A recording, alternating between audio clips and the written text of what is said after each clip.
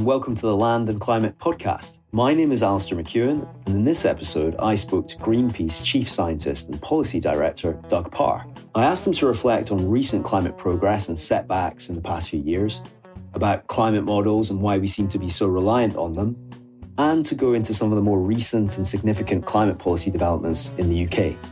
I think the nuclear industry is now an obstruction for delivering rapid emissions cuts and getting to zero emissions, because it's like a helicopter in the middle of a motorway. You might not be an anti-helicopter, but it's not doing a useful job in the place that it is. It's been more than 2 years since I last spoke to Doug for the podcast, and so I began by asking him where we were on climate change and what had been the biggest shifts of the last few years for climate policy. Where we are is that the potential changes that we've needed to see to deal with climate emissions have been interrupted by the COVID pandemic and then by the Ukraine war. That has set a very different context for the attempts to address fossil fuel consumption and indeed food production globally, because there's been a focusing down on security, and however much it might be intellectually correct and coherent to say, well, actually the answers to security particularly on fossil fuels, the same as the ones for dealing with emissions by going for cheap renewables, becoming more efficient and so on. It sort of doesn't cut the mustard, and there is a strong effort to secure supplies of fossil fuels, giving signals to, in effect, countries that are going to be fossil fuel exporters to develop more. And we've seen that across Africa, as Europe has been particularly keen to ensure its supply of gas. We've seen the same going on in the US as they explored more land for fossil fuel production. As the price has gone up, even with, compared to the alternative, at any rate, a very progressive president and Congress. That has interrupted things. It has not, however, fundamentally changed the direction of travel. It remains true that a lot of the climate solutions are now a much better option than the non-climate solutions, the fossil solutions to our energy and transport systems. And I think what we'll see is acceleration of these technologies. So, for example, the International Energy Agency has just said that instead of about 23% of vehicles in 2030 globally being electric, now saying it'll be 35%. That's a very sizable change in just 1 year. We're seeing the start of a clean technology race internationally as China, the US and the EU start to compete about who will access clean technology investment. There are decidedly bumps in the road, is to put it mildly, especially if you're living in Ukraine. The direction of travel on eliminating fossil fuels from the energy system, I don't think has been interrupted, but it still faces considerable opposition from existing interests who remain to have quite a lot to lose, and from petrostates who will try and interrupt that progress as much as they can. Because you're a UK expert in the main, so I'd like to talk about the UK, and bearing in mind, though, that we've got quite an international audience. Given that I spend all my time focusing on the UK, what role does the UK have now? Given that it's left the EU, it no longer can use its international influence to affect that bloc in the way it used to have. It's quite indirect. I think the UK is now kind of looking around for friends and looking around for influence. And climate policy, climate action and technology policy is a bit of a subsidiary to all that. We have seen the UK join the Pacific trading bloc of, I think, 14 nations around the Pacific Rim, from Australia, Indonesia, etc. So it's seeking a cohesive group with which to join itself to, having left the EU. Now, that doesn't make climate policy any easier, because you're joining with some countries that are on the edge of being rejectionist to the need for climate action in the first place. So the UK has got itself into a bit of trouble with trying to join the CPTPP in terms of its relationship with palm oil exports from Malaysia. Palm oil, as I guess listeners will mostly know, is responsible for quite a bit of deforestation in Southeast Asia. So the UK is kind of looking for a role, but does it matter? Well, it matters, I would say, in the following ways. It was the first major country to sign net zero into law. It still has some of the foremost institutional architecture to deliver it. It has a Climate Change Act with legally binding interim targets. The UK effectively has a legally binding target for 2030 and for 2035. It remains a technology crucible for new technologies for delivery. It remains a G7 country. It remains on the Security Council. It remains one of the centres of the creative industries. It remains a centre for a lot of major businesses, and possibly most importantly, it remains a centre of finance, both of the green economy and of the black economy, or the brown economy, depending on how we describe it. The UK continues to have influence beyond its borders, and the finance sector, for example, at our last estimate was that it has embedded emissions in that financing of 1.8 times the territorial emissions that the UK has. So, it has influence way beyond its borders in terms of what gets financed, what does not get financed, what gets built, what does not get built. I'd like to talk a little bit about net zero and the politics of net zero. Maybe a little bit about the language and the framing. What are your views on that framing and how it's working? One of the things that was kind of exciting about the idea of net zero going into law in 2019 was that the theory was, well, if we're going from 80% cuts to zero emissions, then doesn't that mean industry sectors and feel like they've got nowhere to hide? Well, actually, what seems to have happened is that far too many of them think they fit in the net bit of net zero and that they can carry on emitting and that somehow magically something's going to come along to sweep up the emissions and take them away again.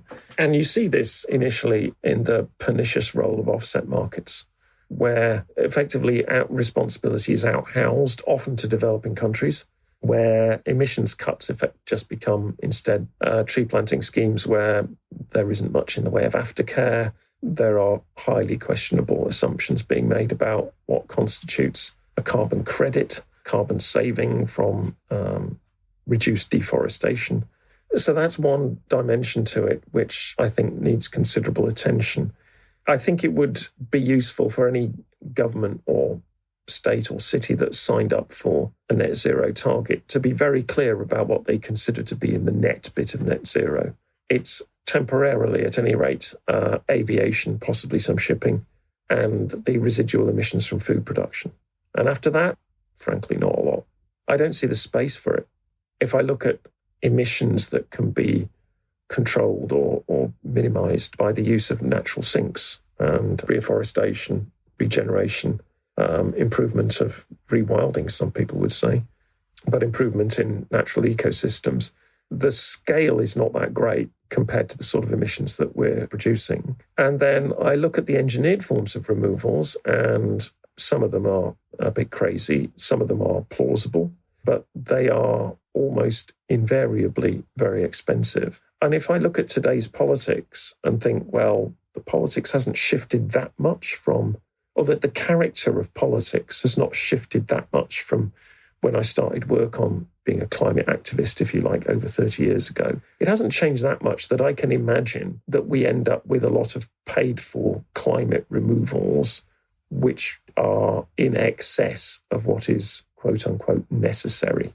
If we get to 2050 and we have overshot our 1.5 target by some way, the idea is that we will bring down atmospheric concentrations by removals.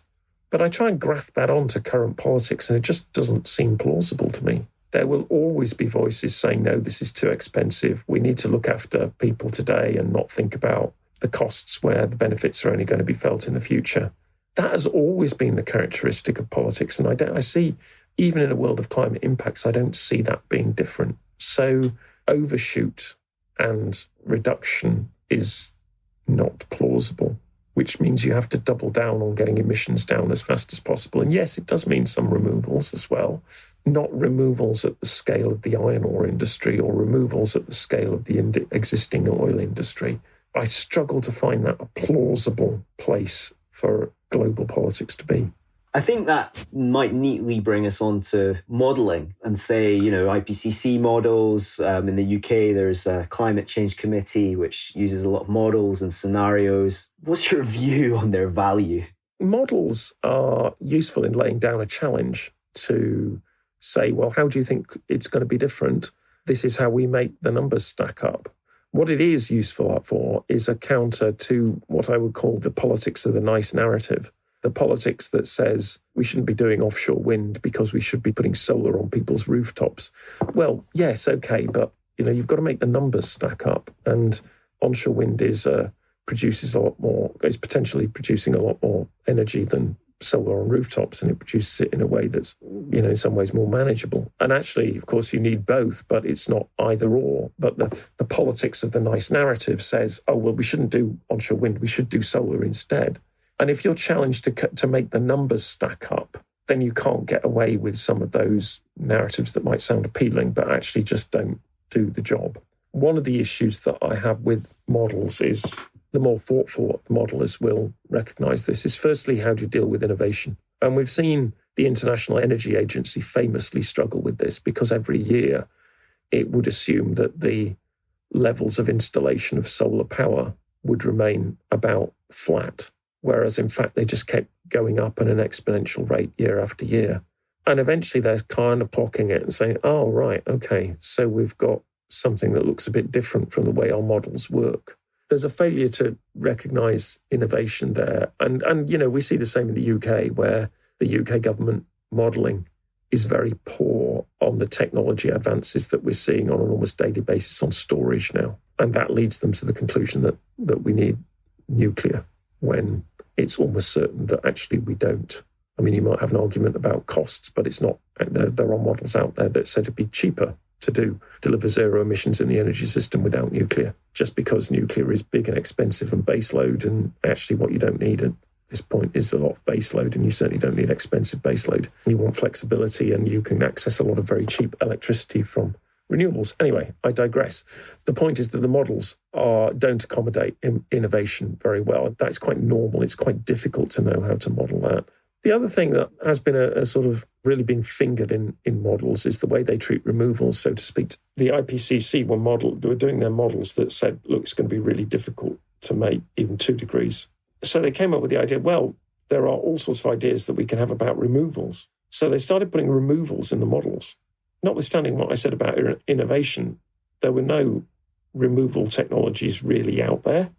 They were all notional. You could draw pretty pictures and you could have ideas about how they might work, but they didn't actually exist. They got stuck in just to make sums add up. But then that component grew and grew and grew. And some of the models now have absolutely shed loads of removals in there leading up to 2050. Nobody's really got a viable means of removals at scale. That's certainly not at the sort of scale that we're talking about in those models. And the assumption is that BECCS gets stuck in there as the thing that does the job, even though there is no plausible way that we're going to be able to find the land, not without something that looks like the Highland clearances and people being shoved off the land and food production ending in order to provide energy crops for BECCS. So the disconnection of models from the reality on the ground just to make the sums add up, I think has been one of the weaknesses of models, not just the IPCC, but others as well. And I still think it's going on. I don't think we have any idea of what the actual answers are on large-scale removals, or if such an option even exists. And I can't help contrasting that with what I said earlier, which is that we already have actually some things that are going well beyond prototype and going to commercial stage on storage, but somehow they're deemed not to be acceptable in models. It's in electricity system models. It's just bizarre how those things, different modelling approaches seem to take a different approach to this kind of thing. So as someone once said about models, the only reason for a model is to make you think differently about the present. If the models make you think we have got to do more about emissions reductions right now because we can't deliver those kind of removals levels that this model is saying we're going to need, that's well and good. However, I don't think that's how they're mostly treated. They're treated as tablets of stone about how the world is going to work out. You made the point about nuclear and baseload. I mean, can we talk a little bit about that, given that the UK government has put quite an emphasis on nuclear in the past year, and also on things like small modular reactors? What's your view on why that is, and also if there's any merit in that? I actually think nuclear is increasingly an obstacle to delivering emissions reductions. It's an obstacle because it occupies time, bandwidth, political energy, increasingly money that could be spent on other things for something that, well, in the case of large reactors, isn't going to deliver for really quite a long time, and with a famous record for those cost and time overruns when there are whole shed loads of programs of renewables, efficiency, and other infrastructure upgrades that are needed. Somebody once said, you've got to remember most of these small modular reactors are still PowerPoint presentations. We still have no idea how good they're going to be. The only example we know from that is coming close to practical reality is the NuScale project in the US, and that is suffering a familiar story of delays and escalating costs. I think the most recent stuff I saw on that one said the costs would be pushing up towards the sort of price settlement point for Hinkley Point C. It'd still be below that, but it's getting up in that kind of direction. And these are supposed to be the kind of pathfinders for the new cheap small modular reactors that have been long touted. Again, someone once described it to me as, what is it about the energy systems that make people tend towards particular kinds of solutions? Why do they prefer one thing or another? And one of the things about energy systems is that what those people responsible for them like is power and control. Not literally power, but influence and control. And that controllability is a big deal for them. And that's why they find kind of renewables unattractive. In the UK, you couple that. So there's always been a kind of governmental interest in maintaining nuclear. Some would argue that's because of the tie-up with the nuclear weapons program. And frankly, that argument gets more convincing with every year that goes by. In France, it's quite an open secret that they have a civil nuclear program because they help buttress their weapons program. There was a kind of admission in the British security strategy, the latest iteration, that they do support each other. And so, in effect, the costs of new nuclear weapons end up being put on people's energy bills to support nuclear power, which doesn't seem like a very fair or reasonable way to do it, or indeed the right way to go about it, because it's a big cost to the country to do it that way. I suppose the wider point that I would make about this is that after the outbreak of the Ukraine war, the British energy security strategy that was first issued in April with updates more recently, the industries that did particularly well out of the security strategy were nuclear and fossil fuels, even though they did not actually address any of the immediate concerns. So if there was an immediate concern about price, new licensing for fossil fuels, 20 years away. New nuclear reactors, 15 years away. Nothing in the security strategy actually dealt with the problems that people were facing. And yet, those were the industries that benefited. Why is that? Well, see my previous comments about what people like with an energy system is that kind of predictability and control thing, and fossil fuels and nuclear seem to offer that. But also, those industries are those that have traditionally strong ties with government, and they were leveraging those strong ties with government in order to deliver better outcomes in this time of ferment and emergency. Whereas things that would actually address the immediate problem, which is fast build of renewables, energy efficiency programs, probably more electric vehicle infrastructure, so the rollout of electric vehicles could reduce our oil demand, they didn't really get a look in. I mean, nothing really happened in those spaces that helped those industries, even though they were the things that logically, if you were looking to do something in the short term, would be the ones that you would prioritise. Given that the Conservative government isn't doing very well in polls, and is it probably expected that Labour may win the next general election in the UK, is the Labour government's attitude to nuclear likely to be any different? Or do you think there are institutional mechanisms which mean that is not particularly likely to change? What I would say at the moment is that all you can go on is what they say. What they would do in government is hard to know, but I can tell you what they say at the moment. They do remain committed to nuclear, but at a much lower level than the Conservative government is committed to them. They are also much less supportive of continued fossil fuel investment. They are quite clear about not licensing further oil and gas in the North Sea, and so not adding to the global stockpile of fossil fuels. So there are differences between the governments as they stand. On nuclear, there is more scepticism. It's not rejection by a long, long way, but there is more scepticism about nuclear industry claims. And clearly they are taking a very different view on oil and gas. What I would say, though, is judge a government when they've been in power a couple of years and don't judge them on what they say in the pre-election period. It does point to something that you hint at, which is the relationships that when governments in power have with established interests. If you're in the middle of an energy crisis, you would expect the government to be talking to the oil and gas industry who are providing the streams of petrol and diesel from refineries. That it's not unreasonable for them to be meeting and making sure that everything is keeping going. The issue is that, of course, there's a lack of transparency and there is a lack of kind of equal access to what is going to be generating a lot of our energy in the not too distant future, which is the renewable sector. They just struggle to get a look in. And that seems to me pretty extraordinary.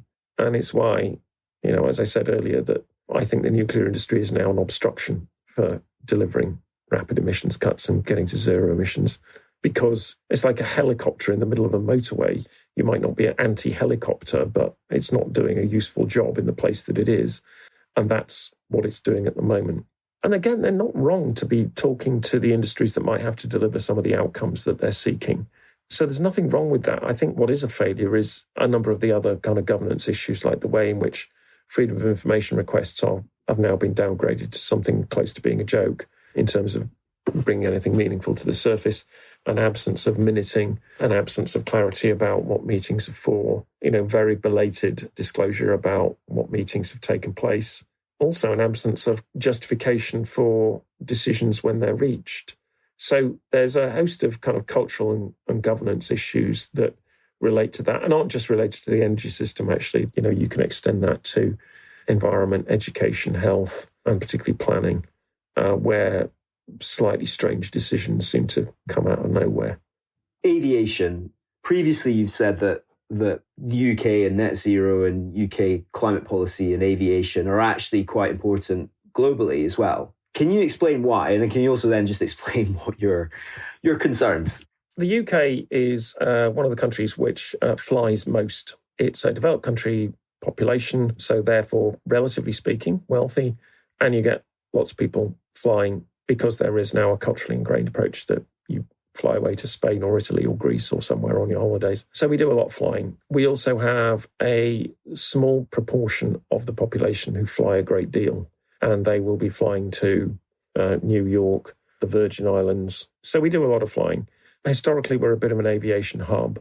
So in terms of how the aviation industry chooses to challenge itself to deal with climate emissions, which are quite obviously going to be count as some kind of threat for them, the kind of intellectual leadership capacity that has been saying, okay, how are we as an aviation industry going to deal with this, has been flowing from the UK rather more than it has been flowing from other countries. So the UK is kind of setting the standard as to how countries might go about it. In amongst this, there are some positive things, which is that there is a definite effort to try and establish aviation technologies that will deliver zero emissions, and that includes aeroplane electrification, experimentation with running on hydrogen, looking at the possibility of SAF, or Sustainable Aviation Fuel, SAF being the abbreviation that people use. There are some, as I say, there are some good things on this, but what is problematic is the way in which technological approaches to dealing with the issue have become dominant in the framing of the response. What do I mean by that? Ministers will literally produce little Twitter videos saying, we're going to allow you to do guilt-free flying. And rather like the BECS idea, there's no evidence that this is actually going to be feasible. What in turn that means is that is their way of removing their obligation to consider how, when, why, under what circumstances, and with what policy tools to control demand should the technology development not be as successful as its wild-eyed proponents suggest it might be.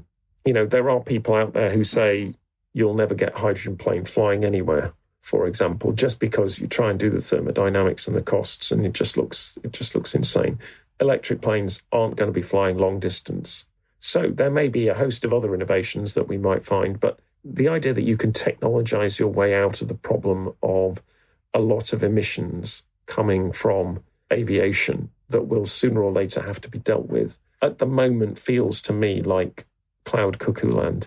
When you're in the UK and if you include the non-CO2 effects, in other words, the impact of putting tiny bits of soot and water vapour in the upper atmosphere, if you include those in the warming equation, something like 13-14% of UK's climate impact comes from aviation. These are not trivial amounts. It's not the oft-quoted 2% of emissions that applies globally just to the CO2. These are really substantial and important matters, which can be done in a progressive way through a thing called a frequent flyer levy, which we'll talk about if need be. But by avoiding having to confront that issue, then what the UK is doing with its aviation policy is, I think, globally regressive. If that sets the standards to how other countries are going to go about how they go about it, then that's not good enough. It's very hard to see how the sort of quantities of sustainable aviation fuel that would be necessary to maintain the current international fleet of the current amount of flying that goes on is going to be feasible. And the UK is, by setting that example, is giving the industry a bit of a free pass. And how realistic do you think it is that any political or any government will take on something like a frequent flyer levy? I think it's actually quite plausible. Labour have signed up to it. I mean, the Tories were actually quite attracted to it. The obstacle seemed to be the Treasury. I mean, this was all under the wraps because we didn't want it to be under wraps, but it was not a public discussion. It was not taking place in the media. But the Treasury, we know, wouldn't argue against the principle, but they would argue against the practicalities. And I think, further work has been done on how you match up passports with it. And, certainly those people who are closer to it even than I am would say, look, there are ways around these objections if you really want to. The practical objection should fall away. But obviously what that means is that to make it actually happen, you need a champion in government who's going to make it happen. Because at the moment, and as has been the case for actually quite a while, unless somebody's actually going to drive change, the status quo ante will remain. Thanks very much to Doug Parr for his time. A quick note for new listeners that you may have heard Doug briefly discuss the development of something called BECCS. So that's an acronym for Bioenergy and Carbon Capture and Storage, BECCS. And we do have a full episode with Dr. Dan Quiggin of Chatham House explaining more about what that is. If you enjoyed listening, do check out our previous back catalogue of podcasts on various climate topics, and also have a read of the interesting articles we have on our website, which you can find at landclimate.org. Thanks also to Vasko Kostovski for producing the podcast, and until soon, thank you.